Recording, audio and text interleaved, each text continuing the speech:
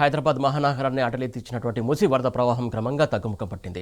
అయితే పరిసర కాలనీలో బురద వ్యర్థాలతో నిండిపోయాయి. జేసీబీలు, టిప్పర్లు, నీటి ట్యాంకులతో వ్యర్థాలను తొలగించారు. పునరావాస కేంద్రంలోని బాధితులకు అల్పాహారం, భోజనం, తాగునీటిని అందించారు. అయినప్పటికీ ఇంకా ఆయా కాలనీలను దుర్గంధం వీడటం లేదు. ఎండలు కాస్తే గానీ వరద బాధిత కాలనీల్లోని మురుగు వాసన పోయేలా లేదు. నాసింగ్ వద్ద ఓఆర్ఆర్ సర్వీసు రోడ్లు, గౌరెల్లి వంతెన, మంచిరేవుల కాజ్వేలపై ఎప్పట్లాగే రాకపోకలు మొదలయ్యాయి. ఇక పురాణాపూలు, చాదర్ఘాట్ వంతెనల పక్కనున్నటువంటి ఆలయాల్లో వ్యర్థాలు భారీగా పెరిగిపోయాయి. ముసరాంబాగ్, రసూల్పురా, కమలానగర్, అంబేద్కర్ నగర్లోని వరద బాధితులు నిత్యావసరాలు, తాగునీటి సమస్యతో అల్లాడిపోతున్నారు. ఎంజీబీఎస్ పరిసరాలను శుభ్రం చేసి కార్యకలాపాలను పునరుద్ధరించారు. హైదరాబాద్ నగరంలోని అన్ని వైపుల నుంచి బస్సులు పయనమయ్యాయి. దీంతో కాచిగూడ, కోఠి రోడ్లు కిక్కిరిసిపోయాయి. వరద ఉధృతి ఎక్కువగా ఉండటంతో చాదర్ఘాట్, ముషరాంబాగ్ వంతెనల రక్షణ గోడలు కొట్టుకుపోయాయి. బ్రిడ్జిపై ఉండే తారు రోడ్డు బీటలు వారింది. పరిస్థితిని చక్కదిద్దిన తర్వాత బ్రిడ్జిలపై వాహనాల రాకపోకలకు అనుమతించామన్నారు. మూసీ నది ఒడ్డున ఉన్నటువంటి పలు భవనాలు, పునాదులు పటిష్టమేనా అనే అనుమానం రేకెత్తుతున్నాయి. చాదర్ఘాట్ వద్ద శనివారం మధ్యాహ్నం వరదలో మునిగినటువంటి పూర్తిగా కనుమరుగైన కింద వంతెన వరద తగ్గడంతో మళ్లీ కనిపించింది. దీంతో రాకపోకలు మళ్లీ మొదలయ్యాయి. శనివారం కురిసినటువంటి భారీ వర్షానికి మూసీకి ఒకేసారి వరద నీరు పోటెత్తింది. 35,000 క్యూసెక్కుల భారీ వరద రావడంతో లోతట్టు ప్రాంతాల ప్రజలు బిక్కుబిక్కుమన్నారు. ఈ ప్రభావం బాపుఘాట్ నుంచి ముషరాంబాగ్ వరకు తీవ్రంగా కనిపించింది. ముషరాంబాగ్, రసూల్పురక, వినాయక వీధి, సంకన్నగర్లలో వందల ఇళ్లు నీట మునిగాయి.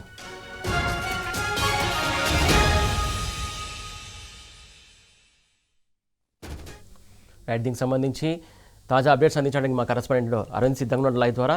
అరవింద్, చెప్పండి.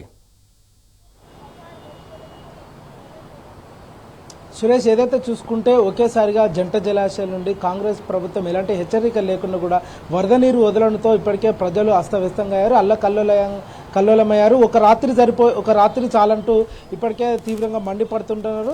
అటు ఉదయం సమయంలో ఒక దిక్కేమో హైడ్రా వచ్చి ఇల్లులు కూడా కొడుతుంది. అటు రాత్రి సమయంలో మాత్రం కాంగ్రెస్ ప్రభుత్వం ఎలాంటి హెచ్చరికలు జారీ చేయకుండా, ఎలాంటి అలర్ట్ జారీ చేయకుండా కూడా వాళ్ళు ఇప్పటికే వరద నీరు వదిలేసరికి మా బతుకులు కల్లోలమైన అస్తవ్యస్తంగానే రోడ్డున పడే పరిస్థితి కూడా వచ్చిందని ఇప్పటికే తీవ్రంగా మండిపడుతున్నారు. అటు ముషరాంబాగ్ కానీ, ఇటు చాదర్ఘాట్ కానీ, ఇటు అంబర్పేట కానీ, ఇక్కడున్న చుట్టుపక్కల పరిసర ప్రాంతాల, మూసీ పరివాహిక ప్రాంతాల్లో మాత్రం ఇప్పటికే ఉన్న ఇల్లులు కూడా ఇప్పటికే పూర్తిగా నీటమట్టమైనవి కూడా ప్రధానంగా మనం చూసుకున్నాం. ఏదైతే రానున్న ఏదైతే ఇది ఉన్నదో అంటే ఈ భారీ వరద రావడంతో తీవ్రంగా ప్రజలు కానీ, అటు కాలనీ వాసులు కానీ, అటు వాహనదారులు కానీ, అటు ఏదైతే చుట్టుపక్కల పరిసర ప్రాంతాలు ఉన్న వారందరూ కూడా తీవ్రంగా ఇబ్బంది పడి కొన్ని వాహనాలు మాత్రం ఇప్పటికే నీట మునిగాయి, ఇల్లులు కూడా నీట మునిగాయి. ఇక్కడ దేవాలయాలు కూడా ఇక్కడికే పూర్తిగా నీట మునిగాయని కూడా ప్రధానంగా తెలుస్తుంది. ఏదేమైనప్పటికీ కూడా కాంగ్రెస్ ప్రభుత్వ నిర్లక్ష్య పాలనకు, కాంగ్రెస్ ప్రభుత్వ నిర్లక్ష్య ధోరణికి కూడా ఇప్పటికే ప్రజలు ఓటేసినందుకు పాపంగా భావించి ఓటేసినందుకు మాకు తప్పవాయి తిప్పాలనే విధంగా కూడా ఇప్పటికే ప్రధానంగా కనిపిస్తుంది. ఏదైతే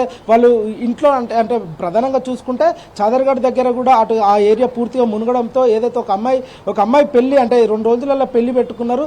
ఏదైతే వరద కారణంగా కూడా ఆమె పెళ్లి ఆగిపోవడం జరిగింది. ఇంట్లో ఉన్న సామాన్లు కొట్టుకుపోవడం జరిగింది. ప్రతి ఒక్కటి అంటే వాళ్ళ బట్టలు కానీ, వాళ్ళ ఆహారం కానీ, వాళ్ళ ఇంట్లో ఉన్న ప్రతిదీ కూడా ఆ వరద నీరుకు పూర్తిగా కొట్టుకుపోవడం జరిగింది. అది కూడా తీవ్రంగా బాధ కలిగించే విషయం అని కూడా చెప్పొచ్చు. మరొక దిక్కు చూసుకుంటే కూడా ఏదైతే ఇక్కడ ముషరాంబాగ్ దగ్గర ఉన్న బ్రిడ్జ్ దగ్గర కూడా ఇప్పటికే అంటే వరద ప్రవాహం కూడా కొంచెం మేరకే తగ్గింది, కానీ అదే రువడితో కూడా పోతుందని కూడా చెప్పుకోవచ్చు. మరొక విధంగా కాలనీలలో ఇప్పటికే నీరు చేరి ఇల్లంతా కూడా బురద అయ్యింది. బట్టలు లేవు, ఏదైతే ఫుడ్ తినడానికి ఫుడ్ లేదు, ఏది లేదు. ఇంట్లో ఉన్న బెడ్ కానీ, పరుపులు కానీ, బట్టలు కానీ, బీరువా కానీ ప్రతి ఒక్కటి వరద నీళ్ళలో కొట్టుకుపోవడం జరిగింది. ఆ వరద బురద నీరు కూడా ఇంట్లోకి వచ్చి తీవ్రంగా అవస్థల పాలు అస్తవ్యస్తంగా మారిందని కూడా వాళ్ళు ఇప్పటికే తీవ్రంగా ఆవేదన వ్యక్తం చేస్తున్నారు. ఇంతవరకు ఇదైనా కూడా ఒక అధికారి కూడా పట్టించుకోపోయిన పాపన పోలేదు. అటు హైదరాబాద్లో ఒక దిక్కు 3 రోజుల పాటు ఆ మధ్యలో భారీ వర్షాలు ఉన్నాయి. అదే భారీ వర్షానికి తోడు చేసుకుంటే అదే వరద కారణంగా కూడా ఇప్పటికే ప్రజలు కూడా తీవ్రంగా ఆవేదన వ్యక్తం చేస్తున్నారు. ఒక అధికారి కూడా ఇంతవరకు మేము ఇంత ఎఫెక్టెడ్ అయినా కూడా ఒక అధికారి కూడా రాలేదు. అసలు ప్రభుత్వ యంత్రాంగం కూడా మా దగ్గరకు వచ్చి కనీసం పరామర్శించే పరిస్థితి కూడా కనిపించలేదని ఇప్పటికే వాళ్ళు తీవ్రంగా మండిపడుతున్నారు. ఒక దిక్కేమో వాళ్ళ ఇంట్లో సామాన్ కానీ, అటు ప్రతి ఒక్కటి కానీ ఇప్పటికే అన్నీ అస్తవ్యస్తంగా, అన్ని నీటిమయమై జలమయమై తీవ్రంగా ఇబ్బందులు పడుతున్నారు. అటు పార్కింగ్లో చేసిన వెహికల్స్ కూడా అన్ని ఇప్పటికే అక్కడ నుండి కొట్టుకపోవడం జరిగింది. ప్రజలు కూడా తీవ్రంగా మండిపడుతున్నారు. కాంగ్రెస్ పార్టీకి ఓటేసినందుకు మాకు ఈ తప్పదా ఈ తిప్పాలన్నట్టు కూడా ఇప్పటికే వాళ్ళు చేస్తున్నారు. అసలు జంట జలాశయాల నుండి ఏదైతే వరద నీరు వదిలిపెట్టారో ఆ సమయంలో కూడా మాకు ఎలాంటి హెచ్చరికలు లేవు. ఒకవేళ అలాంటి హెచ్చరికలు ఉన్నా కూడా మేము దూరంగా పోయాను ఉంటాం. కానీ ఇప్పటికే ప్రాణ నష్టం జరగకపోవడం, ఇది ప్రాణ నష్టం జరగలేదు కాబట్టి ప్రజలందరూ ఊపిరి పీల్చుకున్నారు. కానీ ప్రాణ నష్టం జరిగితే ఎవరు బాధ్యులు? కనీసం హైడ్రా అని చెప్పుకొని తిరుగుతున్న వాళ్ళకి కూడా సోయలేదని కూడా ఇప్పటికే వాళ్ళు తీవ్రంగా మండిపడుతున్నారు. సహాయక చర్యలు పూర్తిగా ఇప్పటికే ముమ్మరం చేశారు. రోడ్ల మరమ్మతులు కూడా కొన్ని ప్రాంతాల్లో చేస్తున్నారు, మరికొన్ని ప్రాంతాల్లో రోడ్ల మరమ్మతులు కూడా ఇప్పటికే చేయలేకపోతున్నారు. అటు పూర్తిగా అంటే కొన్ని బ్రిడ్జిలు కానీ రోడ్లు కానీ అటు కొన్ని కాలనీలు కానీ ఇప్పటికే నీటిమట్టమై జలమయమై ఇప్పటికే పూర్తిగా ఎఫెక్టెడ్ అయింది. రోడ్లు కూడా పూర్తిగా దెబ్బతిన్నాయని కూడా ఇప్పటికే తెలుస్తుంది. అటు కొంతమంది బాధితులకు మాత్రం అటు ప్రభుత్వం తరఫున ఎలాంటి సాయం అంతేలని కూడా ఇప్పటికే వాళ్ళు తీవ్రంగా ఆవేదన వ్యక్తం చేస్తున్నారు. Suresh, right, thank you Arvind.